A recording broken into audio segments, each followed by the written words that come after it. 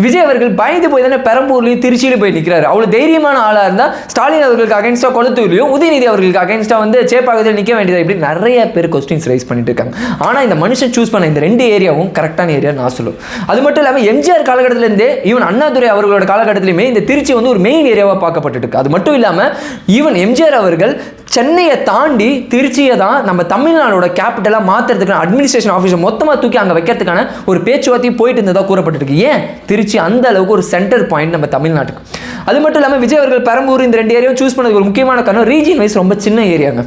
இவரோட இந்த கேம்பெயின் அங்கே டக்கு டக்குன்னு முடிச்சுட்டு மற்ற கேண்டிடேட்ஸ்க்கு தமிழ்நாடு ஃபுல்லாக அவரால் போய் ஹெல்ப் பண்ண முடியும் அவரோட கேம்பெயினுக்காக. அது மட்டும் இல்லாமல் இந்த இடத்துல நிறைய ஒர்க் இண்டஸ்ட்ரியல் இருக்குது. ஸோ இங்கே நிறைய பேர் வந்து நடுத்தர மக்களும் பாவர்ட்டி லைனுக்கு கீழே இருக்கிற மக்களும் தான் வந்து வாழ்வாதாரத்துக்காக வேலை செஞ்சு பொழைச்சிட்டு இருக்காங்க.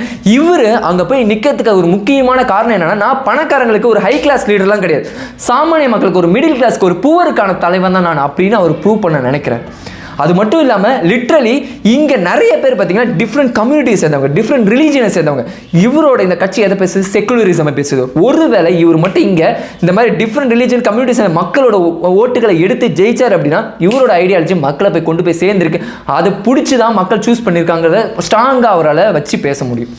இதெல்லாம் சொல்லி முடிச்சுட்டு தான் ஆக்சுவலாக சொன்ன மாதிரி இது திருச்சி வந்து எல்லா ஸ்டேட்டுக்குமே வந்து நடுவில் இருக்குது. லிட்ரலி தமிழ்நாடோட மற்ற எல்லா டிஸ்ட்ரிக்ட்டுமே கவர் பண்ண முடியும். இதெல்லாம் மைண்டில் வச்சு தான் மனுஷன் வந்து இந்த 2 இடத்துல நிற்கிறதுக்கு பிளான் போட்டு நின்றுருக்காரு.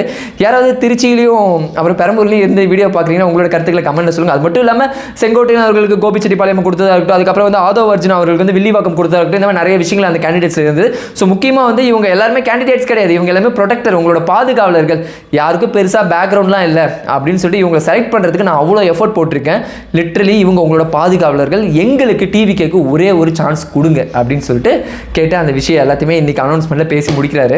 இதை நான் உங்களுக்கு முன்னாடி கொண்டு வந்து வைக்கிறேன். நீங்கள் என்ன நினைக்கிறீங்க? உண்மையுமே டிவிகேக்கு ஓட்டு போடலாமா இல்லை வேணாம் இருக்கிற பெரிய கட்சிக்கே ஓட்டு போடலாம் அப்படின்னு நினைக்கிறேன்? உங்களோட கருத்துக்களை வழக்கமான கமெண்ட்டில் வரவேற்கப்படுங்க. இந்த மாதிரி அப்பப்போ நம்ம ஊரில் நடக்கிற பாலிடிக்ஸும் ஜியோ பாலிடிக்ஸும் டைம் கிடைக்கல நம்ம தொடர்ந்து பேசுவோம். அதெல்லாம் தொடர்ந்து பேசினா வேறு எதுவுமே பண்ணதை விட ஜஸ்ட் மறக்காமல் உங்களை பேச்சை ஃபாலோ பண்ணிக்கங்க.